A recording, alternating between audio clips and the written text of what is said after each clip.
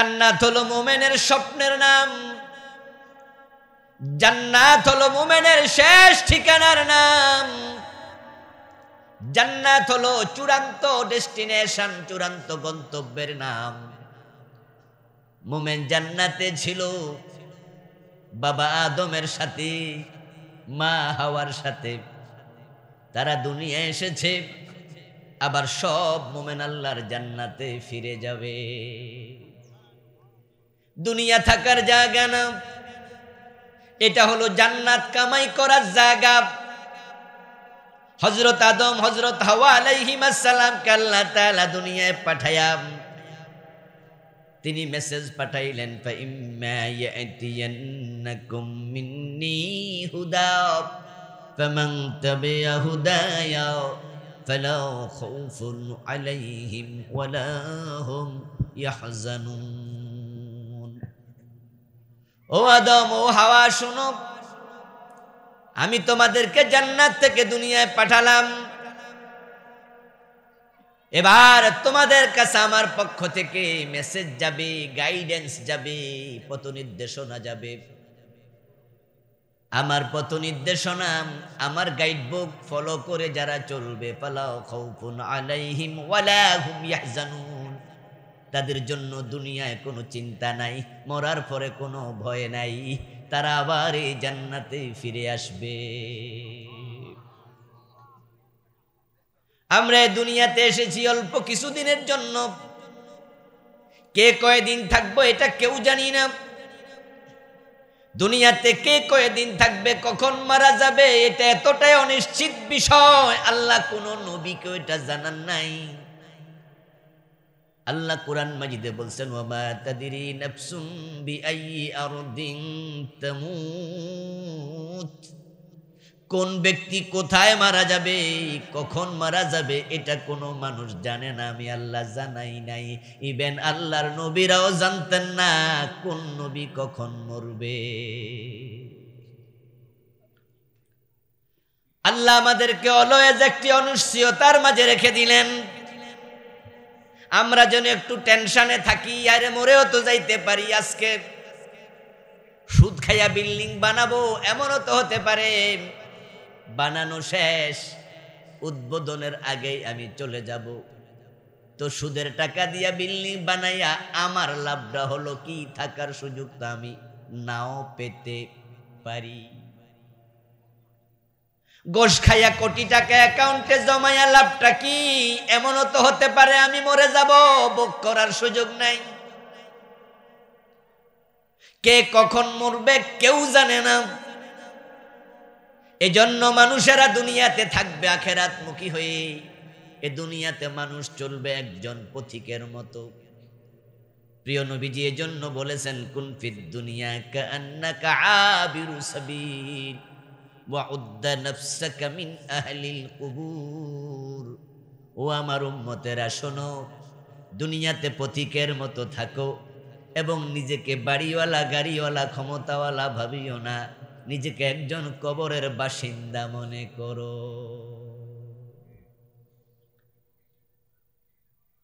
তোমার দেহ খাবে পোকে, তোমার সম্পদ খাবে লোকে। যা কামাইছো তুমি তার কত পার্সেন্ট ভোগ করতে পারবে? নিঃশ্বাসের কোনো বিশ্বাস নাই, এক সেকেন্ডেরও ভরসা নাই, এক সেকেন্ডের নেই ভরসা। মরণ ঘাড়ের পরে, বিপুল সম্পদ করছো জড় ভোগ বিলাসের তরে। বুলবুল পাখির নেই এসেছিনু হেতাব, বেঁধেছিনু বাসা বড়ই মমতায়। সময় হলে শেষ, ছেড়েই পরিবেশ, যেতে হবে সেথায়, নিয়তি যেথায়। হয়তো গাছতলায়, না হয় বাসতলায়। যতই হাজার কোটি টাকার মালিক হও, কবরের মাঝে বিছনা চাদর দেয়ার সিস্টেম নেই। যত হাজার কোটি টাকার মালিক হও, কাফনের কাপড়ে পকেট থাকে না। মায়ের পেট থেকে যেভাবে ল্যাংটা এসেছ, খালি পা খালি দেহ খতনাবিহীন, তোমার কবর থেকে তোমাকে সেভাবেই তোলা হবে। ইউশারুন নাস ইয়াউমাল কিয়ামাতি হুফাতাও ওয়া গুরাতাও ওয়া গুরলাব, খালি হাতে চলে যাবে, খালি পায়ে উঠবে, খালি গায়ে আবার উঠবে, কিচ্ছু সাথে যাবে না। তো সাথে যাবে কি? আপনজন যাবে? নো। সম্পদ যাবে? নো। আমল যাবে কিনা? একজন মৃত ব্যক্তির সাথে তার আত্মীয় স্বজন, তার সম্পদ এবং তার আমলের উদাহরণ এমন তিন ভাই। আল্লাহর হাবিব বলছেন একজন মৃত ব্যক্তির সাথে তার সম্পদ, তার আপনজন, তার আমল উদাহরণ হলো এমন তিন ভাই। লাহু সালাসাতু আখওয়া ফাকাল মিনহুম আহাদুন আনা মাআকা ফাইযা বালাগতা তিলকা শাজারা লাস্তা মিন্নি ওয়া লাস্তু মিনক ওয়া আনা মাআকা ফি হায়াতিক ফাইযা মিত্তা লাস্তা মিন্নি ওয়া লাস্তু মিনক। এক ভাই বলল, আমি তোমার সাথে আছি ততক্ষণ যতক্ষণ না তুমি কবরের পার পর্যন্ত যাবে। এই হলো তার আত্মীয়। আরেকজন বলল, আনা মাআকা ফি হায়াতিক, আমি অতক্ষণও নাই। ফাইদা মিত্তা লাস্তা মিন্নি ওয়া লাস্তু মিনকা, যদি তুমি মরে যাও আমি তোমার সাথে আর নাই। এ হলো সম্পদ। আত্মীয়রা কবর পর্যন্ত যায়, কিন্তু সম্পদ কবর পর্যন্ত যাবে না। কবরে পাঠানোর আগে আপনজন তোমার গায়ের জামাটা পর্যন্ত খুলে রেখে দেবে। ও প্রিয় ভাই, আমার সামনে আপনারা যারা বসে আছেন, অনেকের মানি ব্যাগে টাকা আছে, মানি ব্যাগ আছে, হাতের মাঝে মোবাইল আছে, গায়ের মাঝে জামা কাপড় আছে, চোখটা বন্ধ হোক, আপনার আপনজনরাই মানি ব্যাগটা নিয়ে যাবে। হাতে যদি একটা আংটি থাকে, আংটিটাও খুলে নেবে। এ দুনিয়ার সম্পদ আপনার এতটা পর হয়ে যাবে, ওই আংটি যদি দামি হয় আপনজনদের কেউ নিয়ে হাতে দেবে অথবা বিক্রি করবে, আর কম দামি হলে আপনার হাত থেকে খুলে ছুঁড়ে মেলে ফেলে দেবে। ওই 5 টাকার আংটিটাও কবর পর্যন্ত যাইতে দেবে না। আমাদের মা বোনদের নাকের ফুর, কানের দুল, হাতের বেলা, গলার চেইন যা আছে সব আপনজনরাই তো টেনে টেনে খুলবে। খুলতে খুলতে সালোয়ার কামিজ পর্যন্ত খুলবে। ফাইদা মিত্তা লাস্তা মিন্নি ওয়া লাস্তু মিনকা, মরে দেখো কিচ্ছু আমার তোমার সাথে নাই। এ হলো সম্পদের কথা। যে সম্পদ এত প্রিয়, ওই সম্পদ বলতেছে মরে দেখো আমি তোমার না, তুমিও আমার না।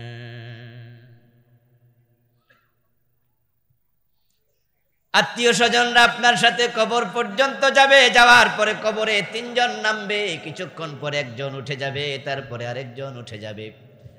যখন বাঁশগুলো বিছানো শেষ, শেষ দিকে আরেকজন লাফ দিয়ে উঠে যাবে। তারা আপনাকে একা রেখে চলে আসবে। আত্মীয় সাথে নাই, টাকা পয়সাও সাথে নাই। এবারে 30, 40, 50 বছর যা আমল করেছো, তোমার সাথে দুনিয়াও ছিল, সে তোমার সাথে আখেরাতেও থাকবে। কে তোমার আপন? তোমার নিজের আমল। ইন্নাল্লাযীনা আমানু ওয়া আমিলুস সালিহাত, নিশ্চয় যারা ঈমান আনবে এবং নেক আমল করবে, লাহুম জান্নাত, এ ভালো আমলের কারণে আল্লাহ ঘোষণা দেয় তার জন্য আমি জান্নাত বানাইয়া রাখছি। যে ব্যক্তি আমল দিয়ে জান্নাত কামাই করতে পারবে, মরার পরে জান্নাত পাবে, সে সফল হয়ে যাবে। যালিকাল ফাউজুল কবীর। আমার আল্লাহ বলে জান্নাত পাওয়ার নাম হলো মহা সফলতা। সফলতার বিপরীত হলো ব্যর্থতা। যারা জান্নাত পাবে না সে ব্যর্থ মানুষ, ফেলিউর, সে বাজে লোক, তার জন্ম বৃথা। সে মানুষ না হয়ে পশু হয়ে জন্ম নিল, ভালো ছিল। কারণ পশুদের যোজক নাই, জাহান্নাম নাই, পরবর্তী জীবনে শাস্তি নাই। কিন্তু মানুষ হইয়া জন্ম নিলা, জান্নাত পাইলা না, তোমার মতো হতভাগা জমিনে আর নেই।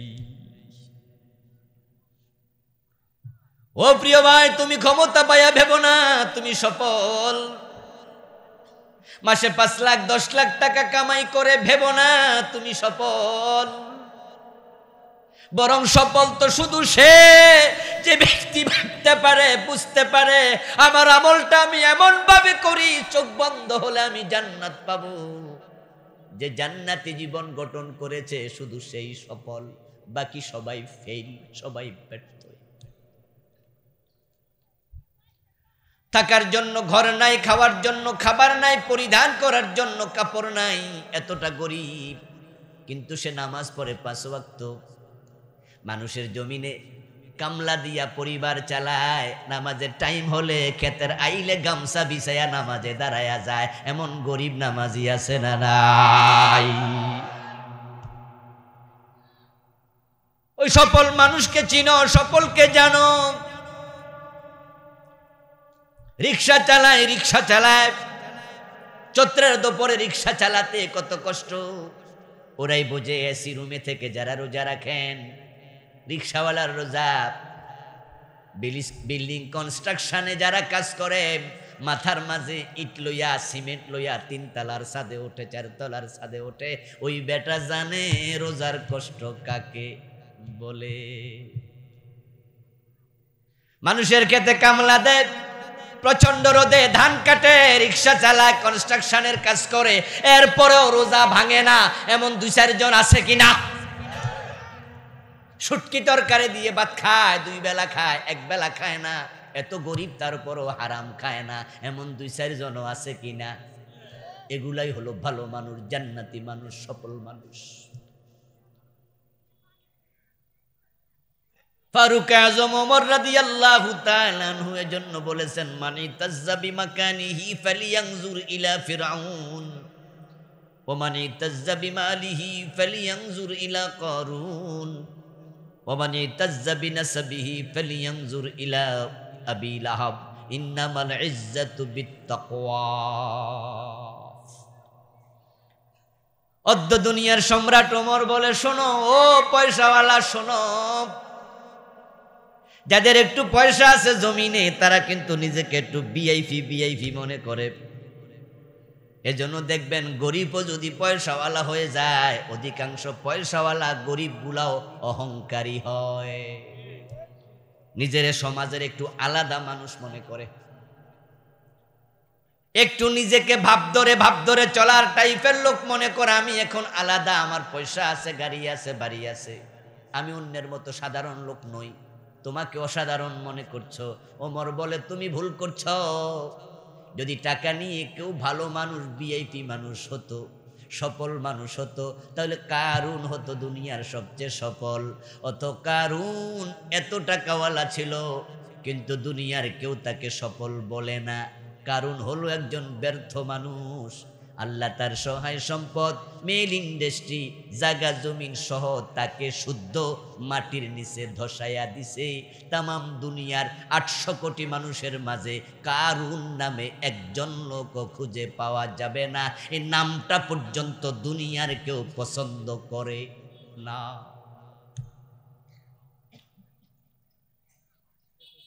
ও প্রিয় ভাই, বাংলাদেশে তো মানুষ 18 কোটি 20 কোটি, কারুন নামে কয়জন আছে? টাকাওয়ালা হলে সম্মানী হওয়া যায় না। এমপি, মন্ত্রী, প্রধানমন্ত্রীর ক্ষমতা আছে, ইউনিভার্সিটির ভিসির চেয়ারটা আপনার পক্ষে আছে, আপনার পায়ের তলে আছে, আপনি বড় ক্ষমতাওয়ালা মানুষ। মনে মনে ভাবেন, এলাকায় আমার কাছে সব মানুষ ধর্ণা দেয়, আল্লাহ আমার অনেক ক্ষমতা দিছে, আমি এখন ভিআইপি মানুষ। ক্ষমতাওয়ালা লোক নামাজ কাজা করে, ক্ষমতা আছে রোজা রাখে না। এমন ক্ষমতাওয়ালা সুদ খায়, ঘোষ খায়, সিনেমা হল দেয়, সুদী ব্যাংকের এমডি হয়, সুদী ব্যাংকের ডিরেক্টর হয়, ওই টাকার জোরে অনেক কিছু করে, নিজকে সফল মনে করতেছ। ওমর বলে, ভুল। ক্ষমতাওয়ালা যদি সফল হতো, ফেরাউনও সফল মানুষ হওয়ার কথা। আমার প্রিয় ভাইয়ার, আপনারা একটা আওয়াজ দিয়ে বলুন তো, ফেরাউন সফল না ব্যর্থ? তামাম দুনিয়াতে মানুষের সংখ্যা যে 800 কোটি, কম বেশি, ফেরাউন নামে কয়জন আছে? আরে আপনার দৌসি নুজুলা, সুবহানাল্লাহ। আল্লাহ তৈরি করা 8টা জান্নাত, সবচেয়ে বড় জান্নাতের নাম হলো ফেরদাউস। যদি আপনার ঈমান এবং নেক আমল থাকে, আপনাকে সবচেয়ে বড় জান্নাতটা আল্লাহ দিয়ে দেবেন। আজকের এই মাহফিলে আমরা যারা আছি, আমি বিশ্বাস করি আখিরাতের ব্যাপারে উদাসীন আমরা কেউ নই। আমরা কেউ মনে করি না দুনিয়ার জীবন শেষ জীবন, বরং আমরা সবাই বিশ্বাস করি এই জীবনের পরে আর একটা জীবন নিশ্চয়ই আছে, যে জীবনের শুরু আছে কোনোদিন আর শেষ নাই। ওয়াবিল আখিরাতি হুম ইউকিনুন। যারা মুমিন হয় তারা আখিরাতের ব্যাপারে দৃঢ় বিশ্বাসী হয়। ওই জীবনে সফল হওয়ার জন্য প্রথম একটি শর্ত ঈমান আনো। আলহামদুলিল্লাহ, এই শর্তে আমরা অনেকে পাস। আমরা এখানে সবাই মুমিন। আমার প্রিয়জন, প্রিয় ভাই, শুনুন, ঈমান আছে, কিন্তু ঈমানটা নিয়ে যদি মরতে না পারেন, মরার আগে ঈমান হারায়া যায়, তাহলে ঈমান ছিল এই কথার কোনো দাম আর নেই। ইন্নাল্লাযীনা আমানু সুম্মা কাফারু সুম্মা আমানু সুম্মা কাফারু সুম্মা যাদাদু কুফরা লাম ইয়াকুনিল্লাহু লিয়াগফিরা লাহুম। আল্লাহ বলেন ঈমান ছিল, পরে কাফের হয়ে গেছে। যদি কাফের অবস্থায় মরে যায়, ঈমান ছিল এ কথার দাম নাই। শিরিক কুফর করে মরলে ও ব্যক্তিকে আল্লাহ ক্ষমা করবেন না। যার ঈমান নাই তার কপালে জান্নাত নাই। জান্নাতে যাওয়ার জন্য ঈমান শর্ত। এটা বড় দামি সম্পদ। এটা যার আছে তার জন্য জান্নাত নিশ্চিত। রাসূলুল্লাহ সাল্লাল্লাহু আলাইহি ওয়াসাল্লাম বলেছেন, মান ক্বালা লা ইলাহা ইল্লাল্লাহ সুম্মা মাতা আলাইহি দাখালাল জান্নাহ। যে ব্যক্তি কালেমা পড়বে এবং কালেমার উপরে মরবে, মরতে দেরি, জান্নাতে যেতে দেরি হবে না। তার রূহটাকে আল্লাহ তাআলা জান্নাতের ইল্লিন নামক কামরার মাঝে রেখে দেবে। তার কবরে লাশ যাবে, ওই কবরের লাশটাকে জান্নাতের পোশাক পরায়া, জান্নাতের বিছানায় শোয়া, জান্নাতের দিকে দরজা খুলে দেয়া হবে। ওই লিনের রুহের জগতে রুহের সাথে কবরের সাথে সংযোগ দেয়া হবে। ঘুমায়া ঘুমায়া জান্নাতের নিয়ামত ভোগ করতে করতে ইসরাফিল সিংহায় ফু দেবে, এক ঘুমে কিয়ামত হয়ে যাবে। ও মুসলমান, ঘুমানোর জন্য অনেক সময় বাকি আছে। কিয়ামতের দিন যে মানুষটা মারা যাবে, ইসরাফিল প্রথম সিংহায় ফু যখন দেবে, পৃথিবী অনেক জোরে নাড়া দেবে। দ্বিতীয় সিংহার ফুৎকারে পৃথিবীটা ভেঙে চুরে খান খান হয়ে যাবে, সব মানুষ মরে যাবে। যারা তখন মরবে, তৃতীয় সিংহায় ফুৎকার করার আগে 40 বছর তারাও মাটির সাথে মিশে থাকবে। তাহলে যে কিয়ামতের দিন মরবে, তার জন্য কবরে 40 বছর পর্যন্ত মিশে থাকার সুযোগ আছে। আর যদি আমরা এখন মারা যাই, তাহলে কিয়ামত কবে আমরা জানি না। ঘুমানোর অনেক লম্বা সময় আছে। তাই নামাজ কাজা করে ফজরে ঘুমায়ও না। যারা ফজর কাজা করবে না, ফেলায় ফেলায় নামাজ নষ্ট করবে না, তাদের কবরে লম্বা ঘুমের ব্যবস্থা করবেন কে?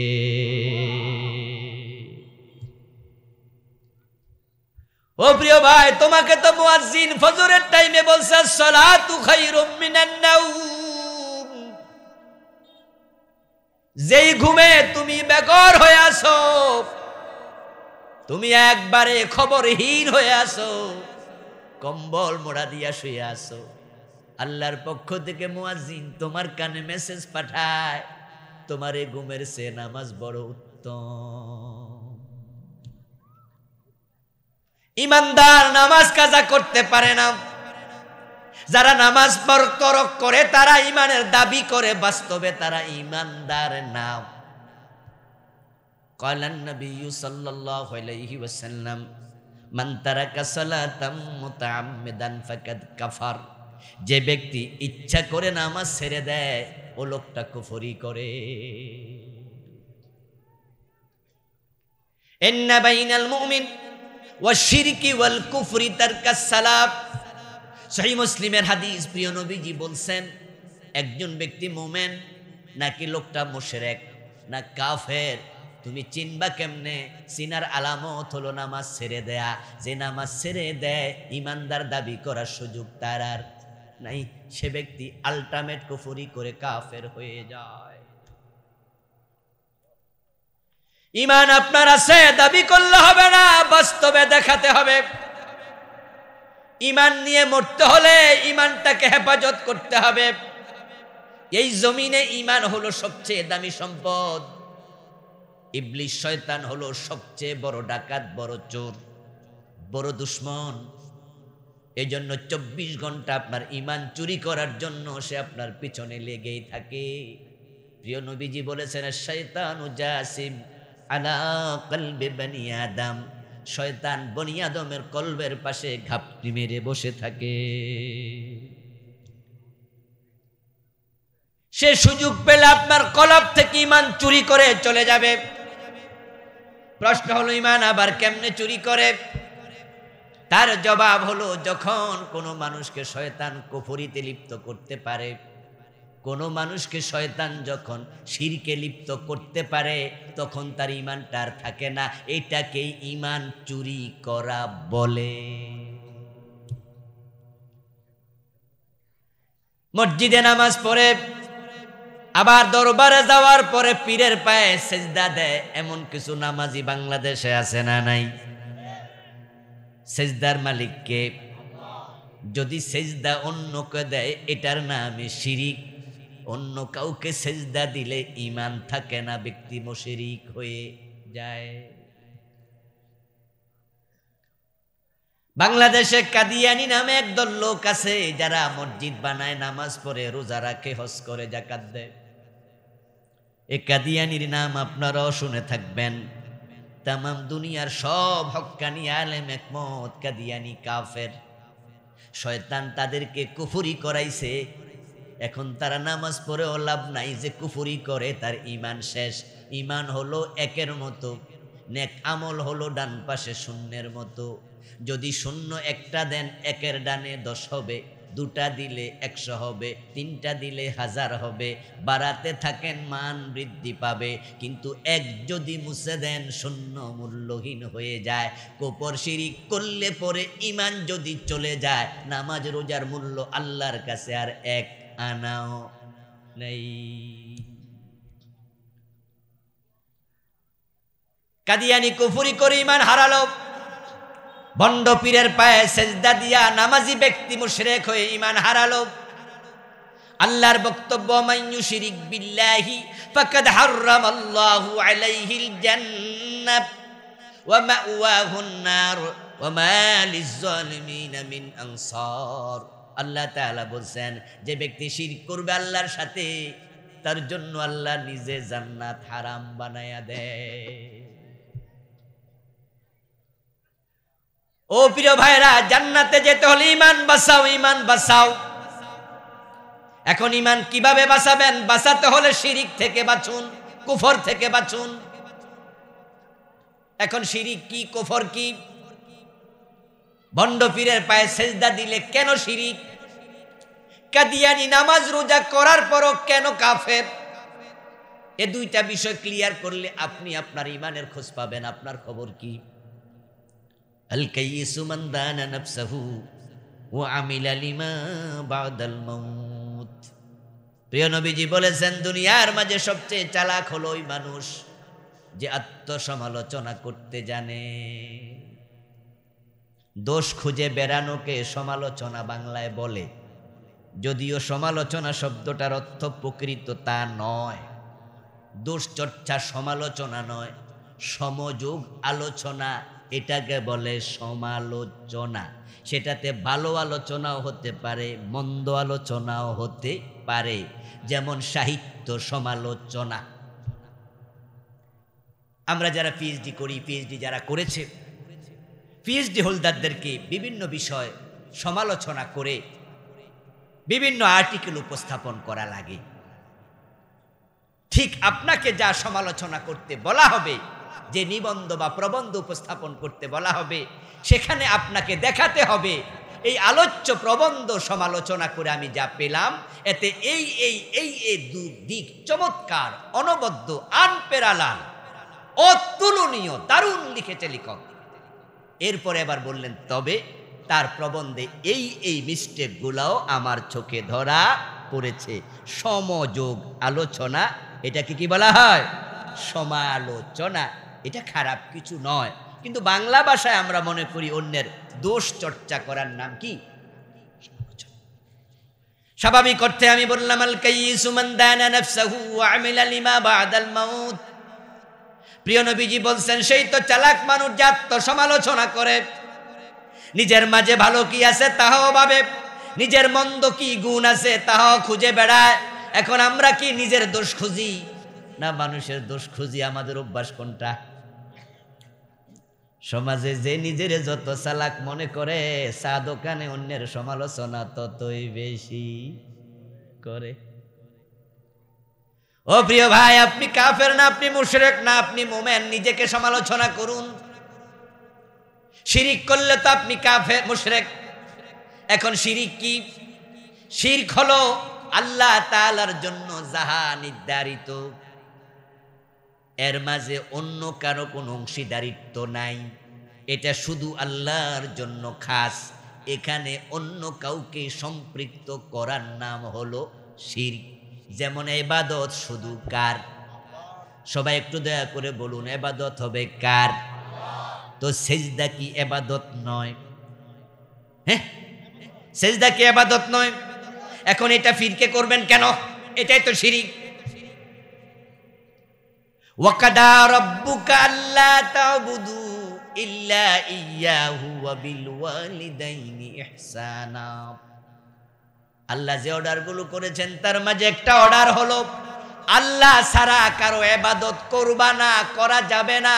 আল্লাহ তা'বুদু ইল্লা ইয়্যাহু, তোমরা শুধু আল্লাহর ইবাদত করো, এটা আল্লাহরই হক, এটা আল্লাহর জন্য খাস। এটা অন্যকে দিলে তোমার ঈমান শেষ। আর একাত আল্লাহ তাআলা এবার বলছেন আলা লাহুল খালকু ওয়াল আমরু, শুধু ইবাদতটাই আমার নয়, আর একাত আমি আল্লাহ ঘোষণা করছি সৃষ্টিও আমার। তাই পুরা সৃষ্টি জগতে আইন চলবে শুধু আমি আল্লাহ।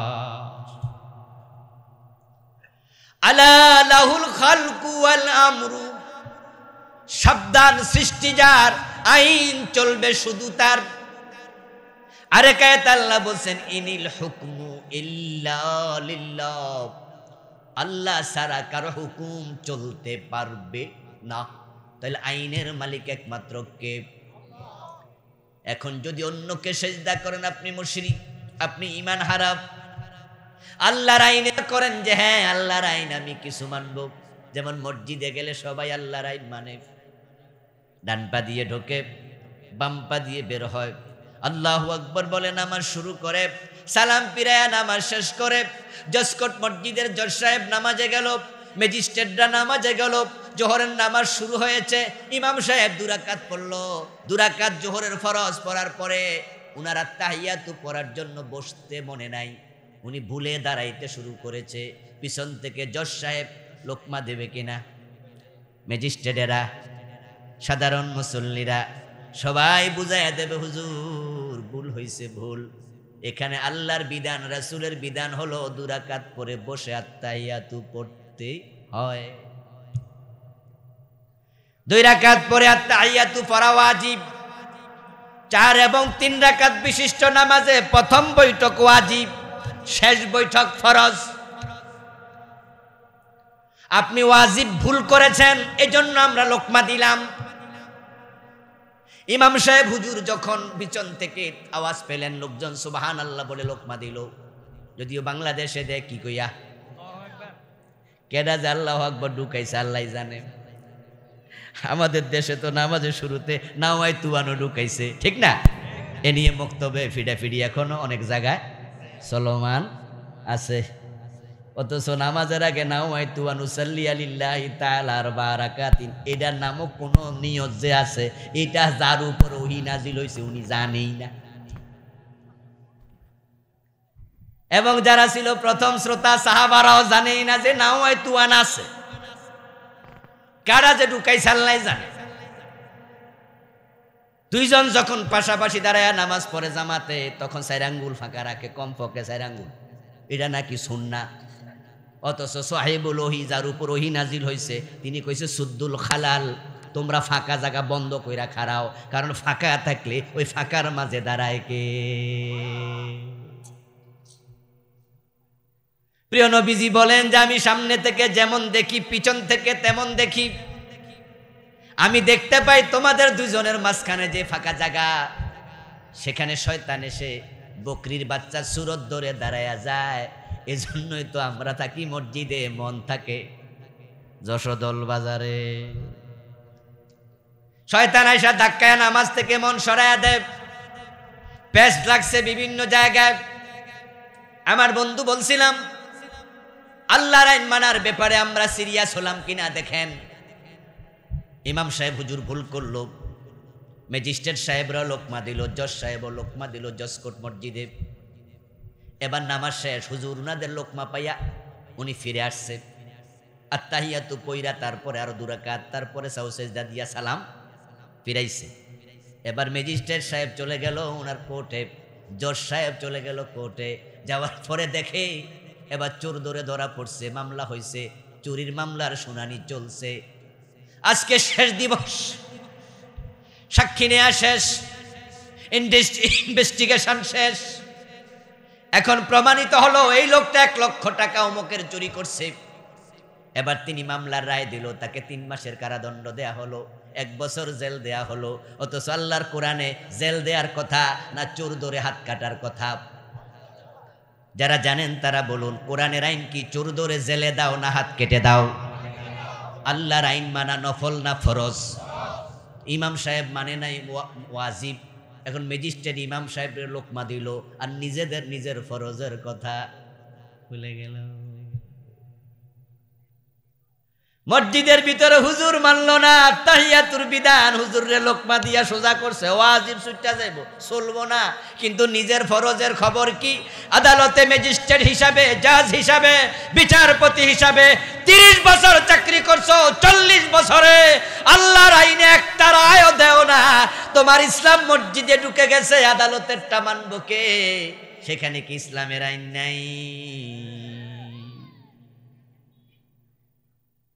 এবার সেখানে সবাই ব্রিটিশ আইন মানার প্রতিযোগিতা করছে, অথচ আইনের মালিক ব্রিটিশ না, আইনের মালিক আল্লাহ।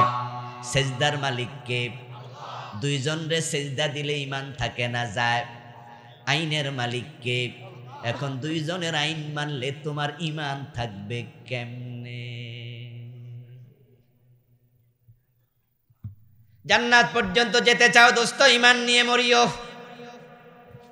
ভাববেন না আবার আমি আপনারে বেঈমান বানিয়ে দিয়েছি। নো, কোরআনে আল্লাহ কি বলছে শুনুন, ওয়ামান লাম ইয়াহকুম বিমা আনজালাল্লাহু ফাউলাইকা হুমুজ যালিমুন ওয়ামান লাম ইয়াহকুম বিমা আনজালাল্লাহু ফাউলাইকা হুমুল ফাসিকুন ওয়ামান লাম ইয়াহকুম বিমা আনজালাল্লাহু ফাউলাইকা হুমুল কাফিরুন। 3 আয়াত আল্লাহ বলছে, আমি যে বিধান নাজিল করেছি, আমার এই বিধানের আলোকে যারা হুকুম করবে না, ফয়সালা করবে না, বিচার করবে না, সমাজ রাষ্ট্র চালাবে না, তারা ফাসিক, তারা জালেম, তারা কাফের।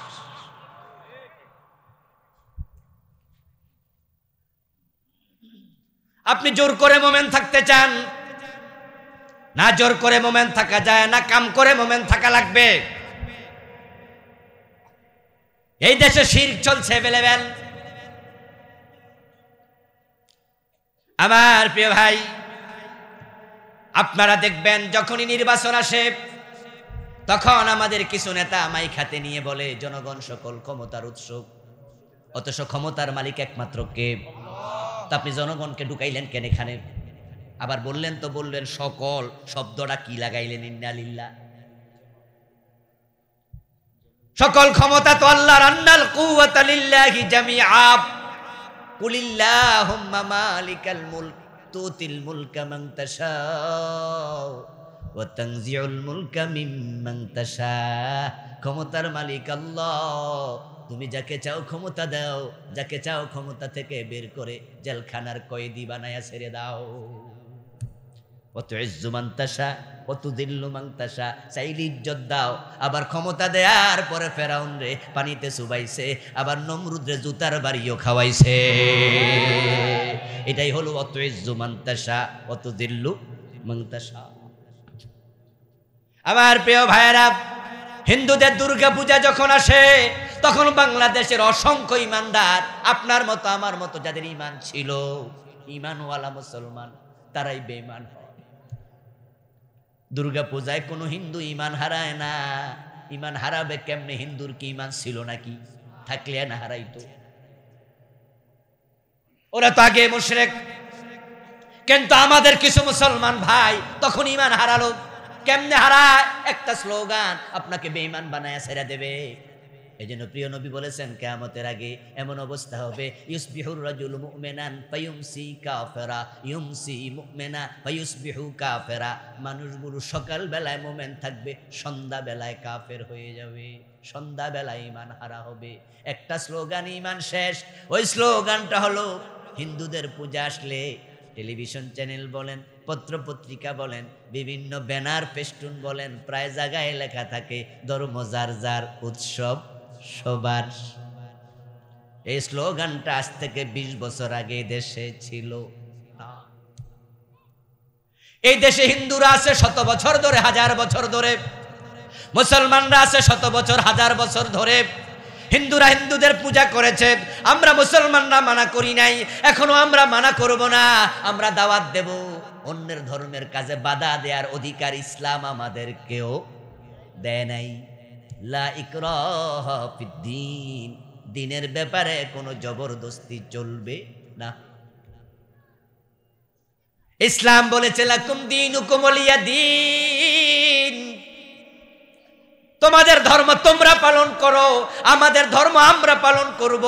যদি 1000 বছর ধরে হিন্দুরা পূজা করতে পারে, কেউ বাধা না দেয়, নতুন করে স্লোগান কেন বানাইলা? আরে স্লোগানটা বানাইয়া এখন বইয়ের মাঝে পর্যন্ত ঢুকাইয়া দিছে। আমাদের ছোট বাচ্চারাও বোঝে হিন্দুদের ধর্মীয় উৎসব দুর্গা পূজা, এটা শুধু ওদের না, এটা আমাদের উৎসব।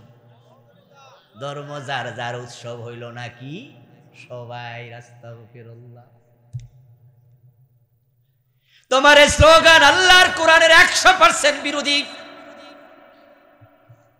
ও প্রিয় ভাই, শয়তান নতুন নতুন ষড়যন্ত্রের জাল বানাচ্ছে। কারে কোন জালে কোন ফাঁদে ফালাইয়া ঈমান চুরি করবে, এই কৌশল শয়তানের ভালোই রপ্ত করা আছে। কারণ শয়তানের বয়স আমাদের চেয়ে কম না বেশি? অভিজ্ঞতা, বুদ্ধি, দেহের সাথে চলাচলের ক্ষমতা আমাদের মতন আরো বেশি। ইয়াজরি মিনান নাসি মাজরাদ দাম।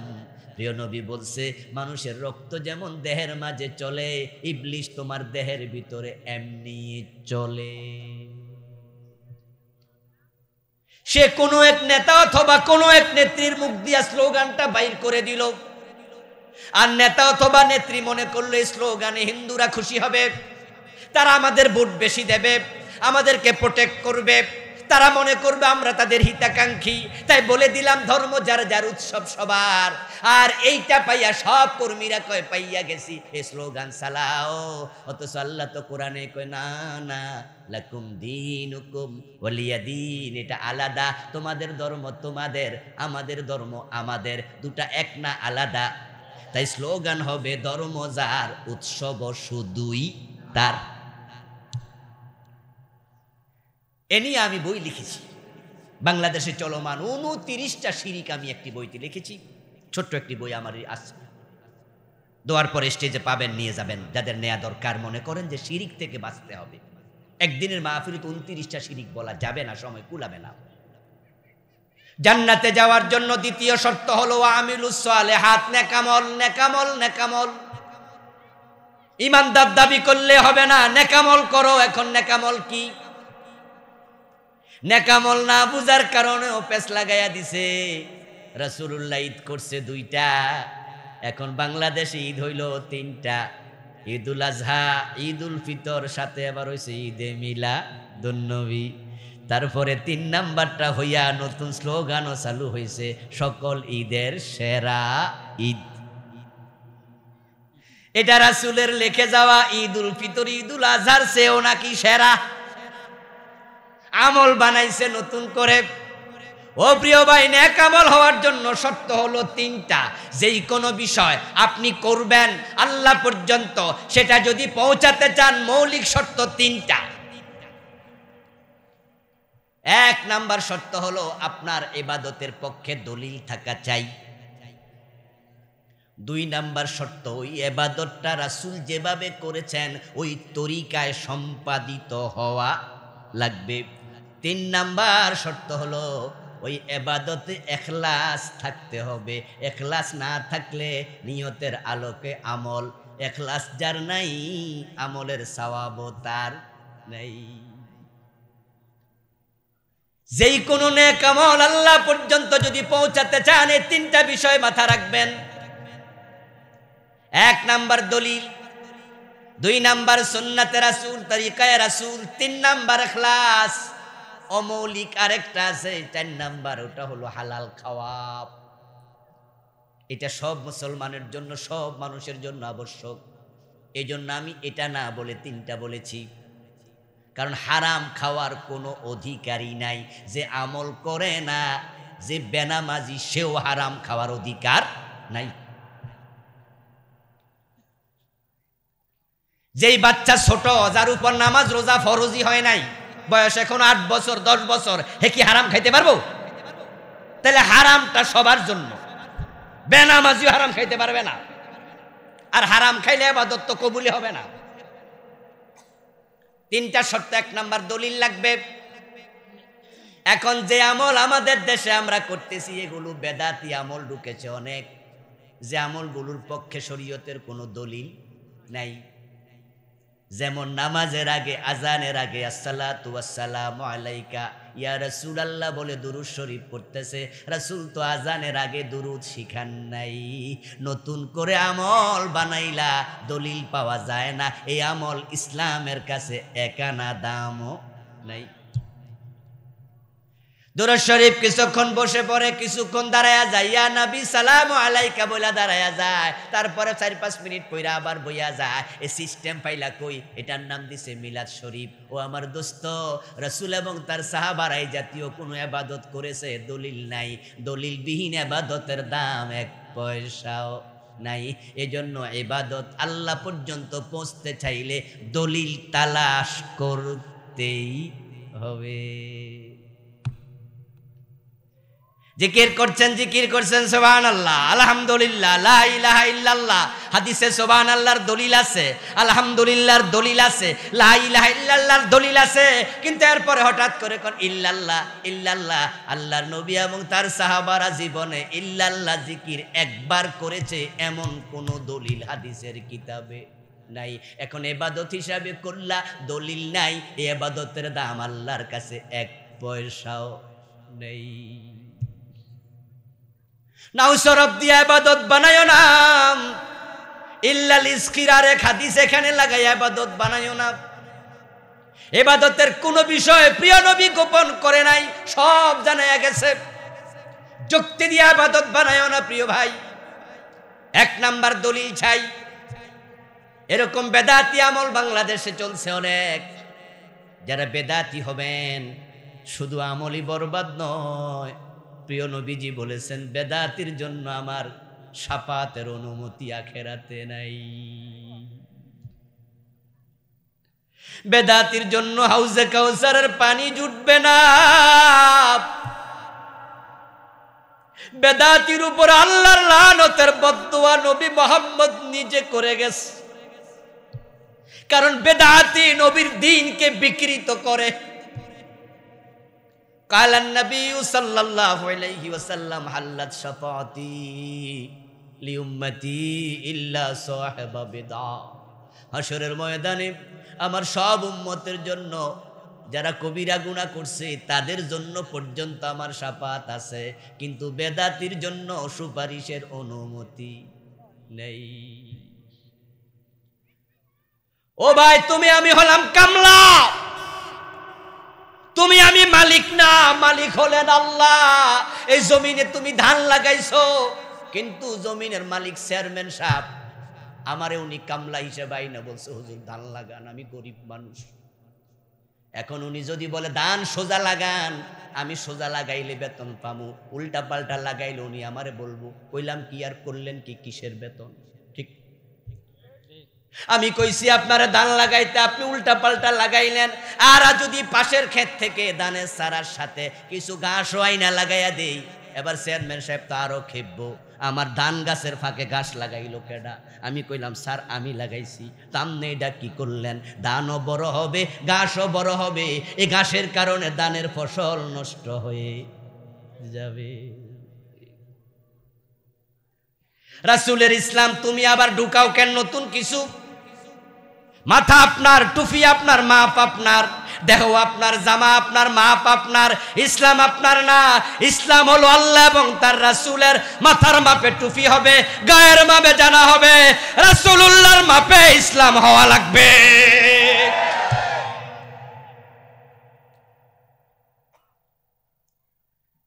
বেদাত নিয়ে আলাদা বই লিখেছি, বাংলাদেশে চলমান 38টা লিখছি। আমার বন্ধু, এগুলো আপনাকে রাসূলের শাফাত থেকে বঞ্চিত করে দিতে পারে। প্রিয় নবী বললেন, আমি হাসরের দিন হাউজের পানি খাওয়াবো, কাউসারের পেয়ালা পান করাবো। একদল লোক আমার কাছে আসবে, আমি তাদেরকে পানি দিতে যাব, ফায়ুহালু বাইনি ওয়া বাইনাহুম, হঠাৎ দেখব তাদের মাঝে আর আমার মাঝে পর্দা পড়ে গেছে। ফাকুলু ইন্নাহুম মিন্নি, আমি তাদের হাতে হাউজে কাউসারের পানি দিতে পারলাম না, তাই আমি বললাম কি হলো, কি হলো, তারা তো আমার উম্মত, কেন মাঝখানে পর্দাটা পড়ে গেল?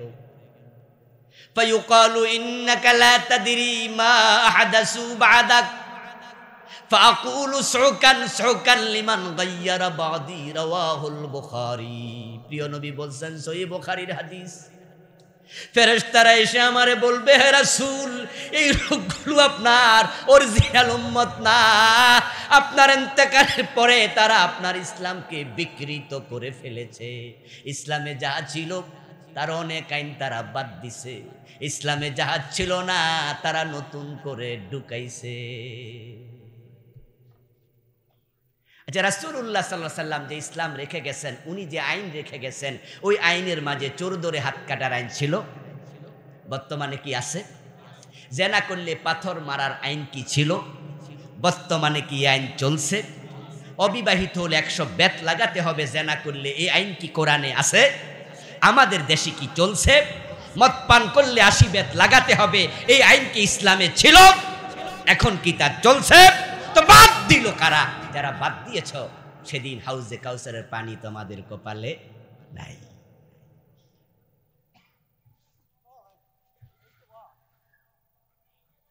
আর যারা নতুন নতুন ঢুকাইছেন, সাবধান সাবধান। অনেকে এবার বলে, হুজুর কি যে কোন এগুলা, আচ্ছা দুরূদ শরীফ পড়ছে আজানের আগে, ক্ষতি কি? কামটা তো বালাই। রাসূলুল্লাহ 2 ঈদে আনন্দ করছে, রাসূলের জন্ম দিবসে আমরা ঈদে মিলাদুন্নবী বানায়া না হয় একটু আনন্দ করলাম, খারাপ কিছু তো আর করি নাই, অসুবিধা কি? আমি বলবো তাই বুঝি আল্লাহর নবী যে লানত করছে, মান হাদাসা হাদাসা আও আওয়া মুহদাসা ফাআলাইহি লানাতুল্লাহ। কেন করলো লানত? এবার শোনো। ও বেদাতি ভাই, তুমি যুক্তি দেওয়ার সুবিধা নাই, কিন্তু রাসূল বলে শাফাত পাইবা না। তুমি বলছো বেদাত 2-1টা বানাইছি, অসুবিধা কি? খারাপ তো কিছু না। রাসূল বলে তার জন্য হাউজের পানি নাই, দূর দূর বলে তারাইয়া দেব, সহকান সহকান, দূর হ দূর হ। কারণটা কি এবার শুনুন। আপনারা যারা ধান গাছ লাগান, ক্ষেতের মাঝে রোয়া লাগান, 15 দিন পরে খেতে গেলে যদি দেখেন আগাছা হইছে, মুস্কি হাসেন নাকি টাইন্না তোলেন? আগাছা দেখে কোনোদিন কইছেননি ধান খেতে আগাছা হইছে, অসুবিধা কি? ও প্রিয় ভাই, সব কৃষক জানে, কৃষকেরা বোঝে ধান গাছ লাগাইছি, আগাছাকে জায়গা দেয়া যাবে না, আগাছা যদি বেশি হয় ফসল ভালো হবে না। চেয়ারম্যান সাহেব এলাকার বড় আলেম ধরেন, উনি 4-5টা বেদাত বানাইলো, অন্য আলেমরা কইলো অসুবিধা কি, বড় হুজুর বানাইছে, তা আমি একজন হুজুর, আমি 4-5টা নতুন বানাইলাম, আপনারা কোন যে আচ্ছা অসুবিধা কি। এরকম যদি 10-12 জনে 10-20 বছর ধরে বানাইতে থাকে, পরবর্তী প্রজন্ম 30 বছর পরে আসল ইসলাম কোনটা তারা খুঁজেই পাবে না।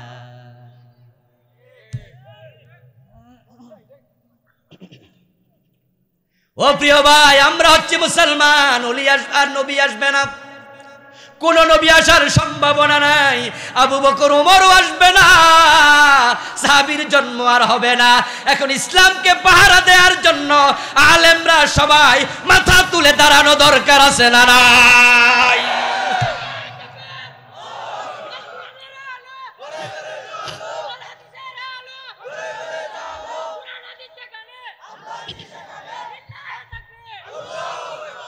আমার বন্ধু, তাই কুফুরিগুলো বলি আমরা, শিরিকগুলো বলি, বেদাতগুলো বলি, কে আর বলবে? বলার দায়িত্ব আল্লাহর নবী তো আলেমদেরকে দিছে। আল উলামা ওয়ারাসাতুল আম্বিয়া। প্রকৃত আলেম আপনি যদি হন, আপনি ডান বাম করবেন না, আপনি সব দিকে তাকাবেন, কিছু বলবেন, কিছু গোপন করবেন না, সবটা আপনি বলবেন। হ্যাঁ, শরীয়তের সব কথা বলতে গেলে মাঝে মাঝে একটু ঝুঁকি তো পড়া লাগে।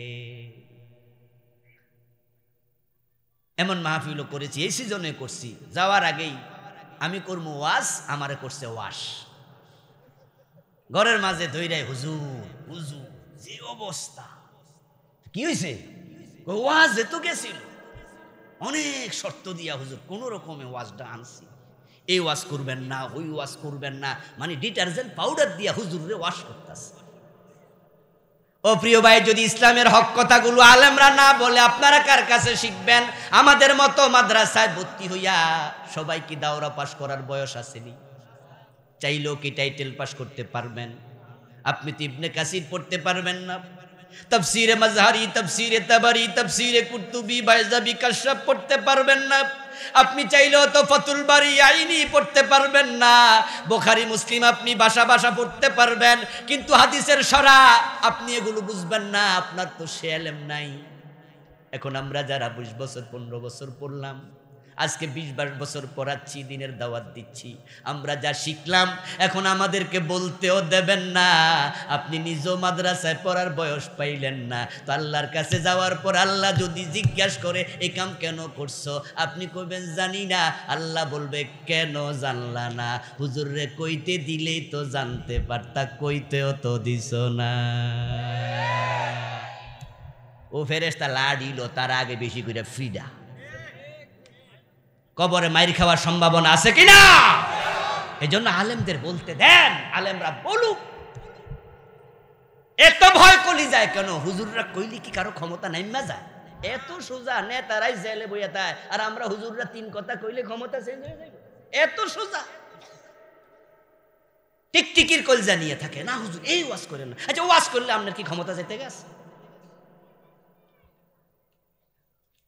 ও প্রিয় ভাই, আমাদেরকে বলতে দিলে একটা লাভ আপনাদের, সেই লাভটা হলো আপনার কিছু দোষ যদি আমি বলি আর আপনি ধৈর্য ধরে দোষগুলো একটু শোনেন, হতে পারে বাড়ি যাওয়ার পরে ঘুমাইতে গেলে বালিশে মাথাটা রাখার পরে আপনার বিবেক বলবে এই বেটা আজকে রাতও তো তোর মৃত্যু হতে পারে, এজন্য হুজুর যে বলছে তাওবা কইরা ঘুমা। ঠিক কিনা? কোনটা দোষ আপনি জানলে তো তাওবার অনুভূতি আসবে, আর না জানলে তো আপনি তাওবা করবেন না। ও প্রিয় ভাই, আলেম ওলামাদেরকে কথা বলতে দিলে সুবিধা, কমপক্ষে দোষগুলো বুঝতে পারবেন। আমার প্রিয় ভাই, 3 নাম্বারটা হলো ইখলাস। আমল যখন করবেন, আমল করবেন শুধু কার জন্য? নামাজে খাড়াইছেন, এই অবস্থায় পিছন থেকে একজন তাকাইছে, হুজুর কেমনে নামাজ পড়ে দেখি। তখন সুন্দর করে রুকু দেন, সুন্দর করে সেজদা দেন। 2 রাকাত পড়ার পরে দেখছেন বেড়া গেছে গা, বাকি 2 রাকাত তাড়াতাড়ি পড়লেন, কামটা ঠিক হইল নি? তাহলে প্রথম 2 রাকাতের সুন্দর আল্লাহর জন্য করছেন না পাবলিকের জন্য? এটাই ইখলাসের ঘাটতি। ইন্নামাল আমালু বিন্নিয়াত। ইবাদত আল্লাহর জন্য করুন। সব ইবাদত কে কি করলো দেখা যায় না, কে কি বলবে কিচ্ছু আসে যায় না। ইন্না সালাতি ওয়া নুসুকি ওয়া মাহইয়ায়া ওয়া মামাতি লিল্লাহি রাব্বিল আলামিন। আমি নামাজ পড়ব আল্লাহর জন্য। যারা আল্লাহর জন্য নামাজ পড়ে তারা শুধু জুমার নামাজি হতে পারে না, কারণ জুমার নামাজ পড়া যে আল্লাহ ফরজ করছে, আসর ফরজ করছে কেডা? তো যে শুধু জুমায় যায় আসরে আর যায় না, হে আল্লাহর জন্য পড়ছে। বেনামাজি কোরবান করলে তার সাথে আমরা শরীক হতে মানা করি, এই জন্য কারণ নামাজ পড়া ফরজ, কোরবান করা ওয়াজিব। যে বেটা ফরজের গুরুত্ব দেয় না, সে আল্লাহর সন্তুষ্টির জন্য ওয়াজিব কোরবানও করে না, হে গোস্ত খাইতে কোরবান দেয়, তার অন্তরে ইখলাসের ঘাটতি আছে। ও প্রিয় ভাই, আপনার ইখলাসের অনেক দাম। আখলিস দীনাক ইয়াকফিকাল আমালুল কলিল। ইখলাস যদি থাকে, কম আমল নাজাতের জন্য যথেষ্ট হয়ে যাবে। ইখলাস সংক্ষেপে বললাম। এবার তরিকায় রাসূল কি? রাসূলের তরিকা হলো, প্রিয় নবী প্রত্যেকটা আমল নিজে করে করে উম্মতরে দেখাইছে কোন আমল কেমনে করতে হবে। রাসূলের সাথে যদি না মিলে, আমলের মূল্য আল্লাহর কাছে এক আনাও নাই। মাগরিবের ফরজ কয় রাকাত? যারা পড়েন তারা কোন না, যারা জানেন কয় রাকাত? হুজুর সালাম ফিরাইল, মাগরিবের ফরজ শেষ। এক যুবক দেখে পাশে দাঁড়াইছে তার এক আত্মীয় পরিচিত লোক। হুজুর সালাম ফিরানোর সাথে সাথে উনি খাড়াইয়া গেল। যুবক তো আশ্চর্য হয়ে তাকায় রইল, কি রে একসাথে নামাজে খাড়াইলাম, চাচা আবার খাড়াইলো কেন? দেখে চাচা আরেক রাকাত পড়ছে, বইয়া সালাম ফিরাইছে। ওই ভাতিজা বসে আছে আর আশ্চর্য হইয়া ভাবতেছে, চাচা কি ভুল করলো? মাগরিবের ফরজ কয় রাকাত? চাচা পড়ছে কয় রাকাত? এবার সালাম ফিরানোর পরে চাচারে কয়, চাচা ভুল করলেন কি? চাচা কয় কি? কয় 4 রাকাত হইল মনে হয়। কয় হ্যাঁ, বুঝা শুনে পড়ছি। এবার তো যুবক ভাতিজা কয়, চাচা মাগরিবের ফরজ 3 রাকাত, আপনি বুঝা শুনে 4 রাকাত পড়লেন, এটা তো আমি বুঝলাম না। কয় তোরটা তুই পড়, বেশি বুঝিস না, পোলাপান বেশি ফাঁক না হইয়া গেছে। ভাতিজা নাসরবান্দা, চাচা আমনে কইলে বুঝতাম না কেন? আমি কি মাথাত কি বাড়ি মারছিনি? আস্তে তো কইছি। আমারে দয়া করে একটু কন, যদি আপনার সাথে মিলে তাইলে আমিও আগামীকাল থেকে।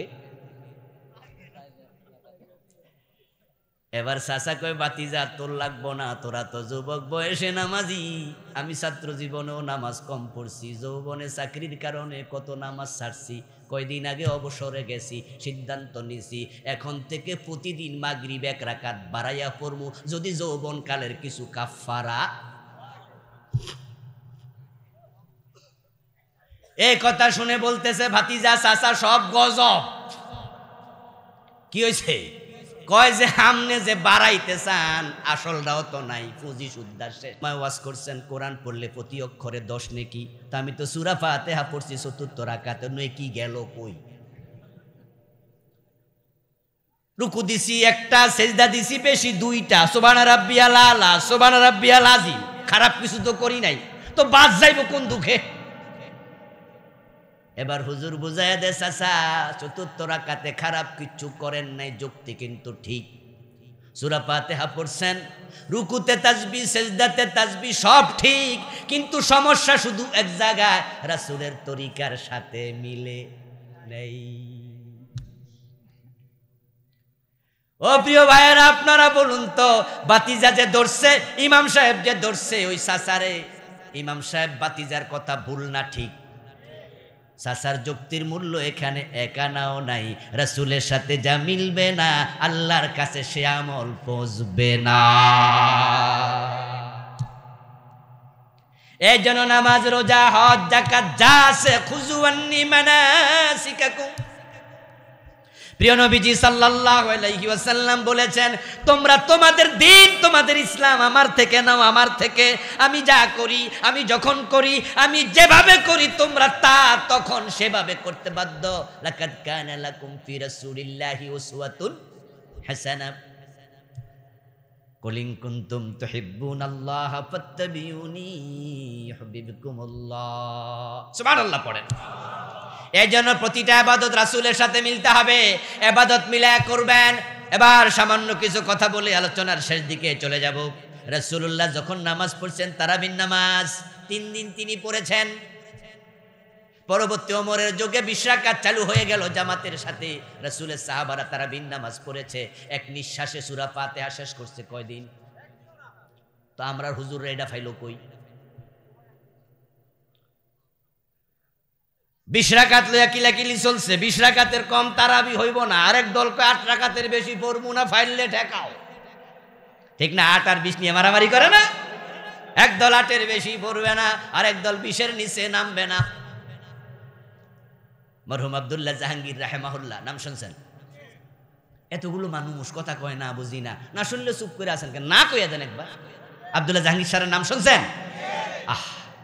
আমরা দোয়া করি আল্লাহ জান্নাতের উচ্চ মাকাম দান করো, তার জীবনে সব গুনাহ ক্ষমা করো। বড় মাপের প্রজ্ঞাবান স্কলার ছিলেন, ওনার লেখা অনেক বই আছে, পড়বেন পড়বেন, খুব দামি বই। আব্দুল্লাহ জাহাঙ্গীর স্যার এক আলোচনায় বললেন যে উনি রমজান মাসে কোথাও সফরে যাচ্ছিলেন। তো এশারের নামাজের আজান হলো, উনি ভাবলেন যে নামাজও পড়ে ফেলি। মসজিদে ঢুকলেন, ঢুকে দেখেন 2 গ্রুপ মসজিদে হইচই শুরু করছে, ঝগড়া চলছে। এর মাঝে স্যার ঢুকছে, হইচইয়ের মাঝে স্যার ঢুকছে দেখে স্যারকে ওনারা চিনছে। শিক্ষিত মানুষ অনেকে চিনে, চিনে বসে থামো থামো থামো, স্যার আইছে, স্যারের সমাধান দিবে।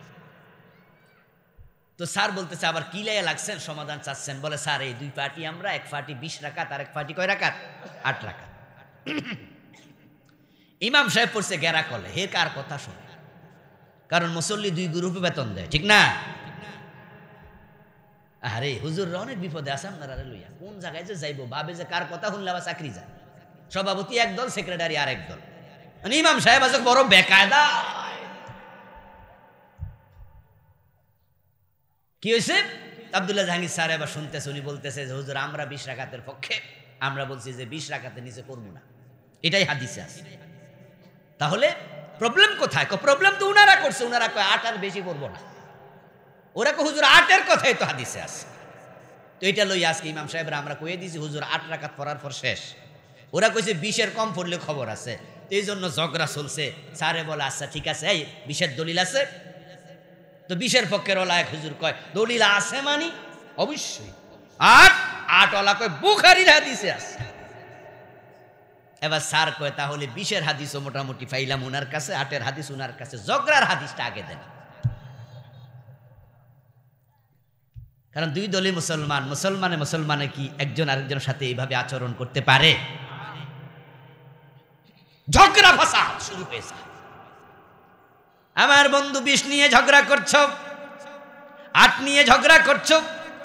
রাসূলুল্লাহ যে স্টাইলে নামাজ পড়তেন, ধীরে ধীরে সুন্দর নামাজ, আইয়ুকুম আহসানু আমালা, ওই উত্তম নামাজ নিয়ে ঝগড়া শিখবে কবে? ঝগড়াটা কোথায় দরকার আর কোথায় লাগাইলা? জাআলাল্লাহু সিয়ামাহু ফারিদা ওয়া কিয়ামা লাইলিহি তাতাব্বুআ। আমার রাসূল বলে গেলেন রমজানের রোজাকে আল্লাহ ফরজ করেছে, রাত্রি জাগরণ তারাবির নামাজকে আল্লাহ নফল সুন্নাহ বানাইছে। এখন যেই কাজ সুন্নাহ, নফল পর্যায়ের সুন্নাহ রাসূলুল্লাহ পড়েছেন মাত্র 3 দিন, আর পড়েন নাই। আবু বকরের যুগে আজকের মতো এইভাবে জামাতের সাথে তারাবির নামাজের সিস্টেমটাই ছিল না। ওমরের যুগে এসে চালু হলো। আবু বকর সিদ্দিক রাদিয়াল্লাহু তাআলা আনহুর যুগে যে সাহাবীরা মারা গেছে, ওরা তারাবির নামাজ আমাদের মতো জামাতে এভাবে পড়েই নাই। ওরা কি জান্নাত আমাদের পরে পাবে বুঝি?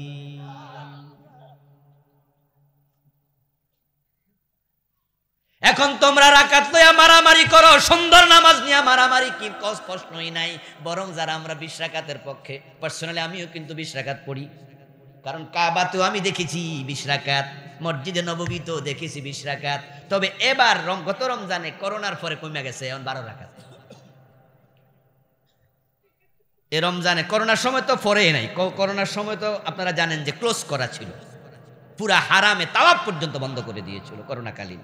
শুধুমাত্র সাদে কিছু লোক তাওয়াফ করছে, তাওয়াফ ক্লোজ ছিল, তারাবি ক্লোজ ছিল। তো গত রমাদানে আলহামদুলিল্লাহ যখন গেলাম, এর আগের রমাদান অনেকগুলোতে আল্লাহ নিয়েছেন 20 আর নফল নামাজ তো 20 কোথায়, 20 হতো না, শেষ দশকে পড়েছি। আবার ভোর রাতে উঠে 8, 20-এর সাথে যোগ হইল কত? 28 রাকাত হয়ে গেল। আমরা যারা 8 রাকাত নিয়ে ঝগড়া করি, আমরাও তো 8 রাকাত পড়ি না। প্রথম রাতে আমরা তারাবি 8 রাকাত পড়লে ভোর রাত থেকে আবার তাহাজ্জুদ পড়ি না? তো নফল কি 8 রাকাত থাকে নাকি? 4 রাকাত পড়লে 12 রাকাত হয়ে যায়, 8 রাকাত পড়লে 16 রাকাত হয়ে যায়, 2 রাকাত পড়লে 8 এ 2 যোগ 10 রাকাত হয়ে যায়। রাকাত নিয়ে ফাও ফাও মারামারি করতেছে লোকগুলো, না বুঝা শক্ত কথা বলে। আমরা সেখানে বলি যত পারো নফল নামাজ, সালাতুল লাইল মাসনা মাসনা, সারা রাত দাঁড়ায় পড়তে থাকো, তোমার ক্ষমতা থাকলে, অসুবিধা কোথায়? এখন 20 ওয়ালার কথা বলতেছি, 20 মাশাআল্লাহ হুজুর, ঠিক আছে, আমরার পক্ষে হুজুর পাইছি 20। এবার মসজিদে যাইয়া এমন নামাজ লাগাইছে, ইমাম সাহেব হুজুর কইছে, হুজুর বিমানের গতি যেন আর একটু বেশি হয়। আর হুজুর তো আলহামদুলিল্লাহ শুরু করছে, গুনগুন ছাড়া কিছু বোঝা যায় না, ওয়ালা দাল্লিন বুঝলাম, আমরা বুঝি আপাতত একটা সূরা। এবার দ্বিতীয়টা শুরু, আবার গুনগুনানি ভ্রমণের গুঞ্জরণ চলছে। পরে জালিমিন কইয়া টান মারলে বুঝি আপাতত রুকুতে যাওয়ার টাইম। আচ্ছা, রাসূল কি এই তরিকা নামাজ পড়ছে? তো তুমি এই তরিকা পাইলা কই? নেক আমলের জন্য রাসূলের তরিকা দরকার আছে না নাই? এটুকু শিখে পারি যান আজকে। যে নামাজে তাড়াহুড়া করে সে আল্লাহর সাথে বেয়াদবি করে। কার সাথে বেয়াদবি করে? কারণ নামাজে ব্যক্তি দাঁড়াইলে কার সামনে দাঁড়ায়? তুমি কার সামনে ফাজলামি করতেছো? কার সামনে করতেছো? আচ্ছা, আপনাদের পার্সোনাল প্রয়োজন আপনারা কি চেয়ারম্যান সাহেবের অফিসে যান না? কি রে কয় না কথা কেন? যান। আচ্ছা, আপনি আপনার কোনো কাজে গেলেন, যাওয়ার পর অফিসে ওনার পিয়ন আছে, তো বললেন যে স্যারের সাথে আমার কিছু কথা আছে, একটু অনুমতি নিয়ে দেন। তো পিয়ন ওনাকে এসে বললো, স্যার অমুক আসছে, আপনার সাথে কথা বলবো, অমুক গ্রামের লোক। তো চেয়ারম্যান সাহেব বললো, দ্যাটস ওকে, ওনাকে আসতে দাও। আপনি সুন্দর করে ঢুকলেন, ঢুকে গরির দিকে তাকায় বলতেছে, চেয়ারম্যান সাহেব আমি খুব ব্যস্ত মানুষ, আমার হাতে বেশি সময় নাই, আমি আপনার কাছে এসেছি, জরুরি খুব কিছু কথা আছে, আমার এটা দরকার, এটা দরকার, তাড়াতাড়ি বলেন, আমারে দেন। চেয়ারম্যান কব কি ব্যাককল নাকি? বলবে না, ও মিয়া তুমি তোমার কামে আইছো, তোমার হাতে সময় নেই, তো আইছো কেন? তোমার আমি ডাকছি, এক নিঃশ্বাসে সব কইয়ে দিতেছো, এইসব ফাইজলামি পাইছো নাকি? এ ফিয়ন, এটা ঢুকতে আর জীবনও দিবি না, বলবে না? এ মাথার সমস্যা আছে। আচ্ছা বলুন তো, আমরা যারা বেনামাজি আল্লাহ কি জোর করে মসজিদে নিছে? তো নামাজি যারা আছি তারা নিজেরা গেছি, যাই আল্লাহর সামনে দাঁড়াইয়া আপনি এক নিঃশ্বাসে 7 আয়াত ইহদিনাস সিরাতাল মুস্তাকিম সিরাতাল লাযিনা আন'আমতা আলাইহিম, কিটা শুরু করছেন কি? আপনি বলছেন ইহদিনাস সিরাতাল মুস্তাকিম, ও আমার রব তুমি আমাকে হেদায়েতের পথটা দেখায়া দাও। আপনি জগতের মালিকের সামনে দাঁড়াইলেন, বিনয় কোথায় গেল? বিনয় কোথায় গেল? অথচ নামাজ হলো বিনয় প্রকাশের সবচেয়ে বড় জায়গা। আপনি তো সেখানে আদবের সাথে দাঁড়াবেন, আপনি বুঝবেন আমি আরশের মালিকের সামনে খাড়াইছি। قال النبي صلى الله عليه وسلم إذا قام أحدكم في صلاته فإنه يناجي ربه। আমার রাসূল বলেছেন, যে ব্যক্তি নামাজে দাঁড়ায় সে তার রবের সাথে কথা বলতে শুরু করে দেয়। বান্দা যখন কথা একটু পরে আলহামদুলিল্লাহি রাব্বিল আলামিন, আর সে আজিম থেকে আল্লাহ জবাব দেয়, হামেদানি আব্দি ইযা ক্বালা আর রহমানির রহিম ক্বালা তাআলা আসনা আলাইয়া আব্দি ইযা ক্বালা মালিকি ইয়াউমিদ্দিন ক্বালা তাআলা মাজ্জাদানি আব্দি। আর আপনি যখন এক নিঃশ্বাসে 7 আয়াত পড়েন, আল্লাহরে কোয়ার কি চান্স মান্স দিবেন না? তো কোন জায়গা দিয়ে কইবে হিডা আমনে কইয়া দেন। এরপর এরকম টাইন্না মাইন্না 20 রাকাত শেষ করলো, গরির দিকে তাকায়া মসজিদের সভাপতি কয়, মাশাআল্লাহ 17 মিনিটে 20 রাকাত শেষ। সেক্রেটারি সাহেব তো আস্তে করে কান আগাইয়া সভাপতির কয় এতদিন একটা হুজুর পাইছি। প্রয়োজনে কালকা থেকে দুধ রোজ করেন, হুজুররা আরো খাওয়ান, যেন এটা টাইম না 15 মিনিট